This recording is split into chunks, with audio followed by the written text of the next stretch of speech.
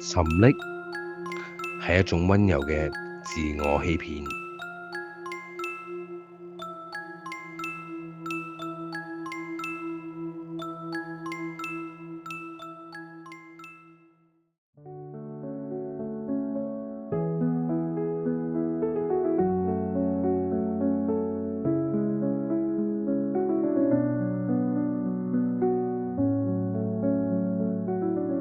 我哋今日去海邊畫畫好唔好啊？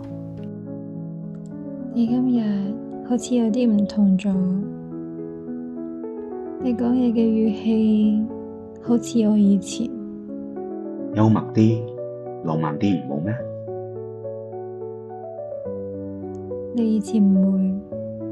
你成日都講以前，如果你以前識得咁對我，又或者其實你係時候適應。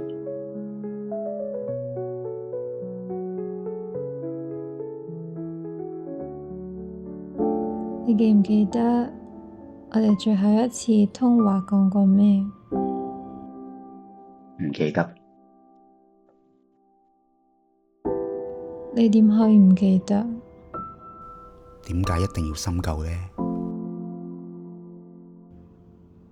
因為嗰次之後冇答案。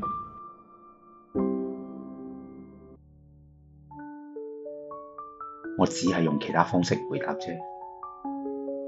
但你唔係真正嘅回答。其實可能我哋以前都太自私。我覺得你係。我一直都係啊。你有冇發覺呢度好似開始唔穩定？可能啲顏料會慢慢失效。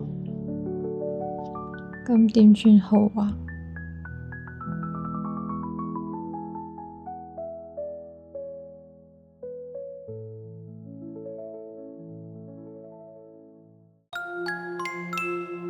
如果係你會點揀？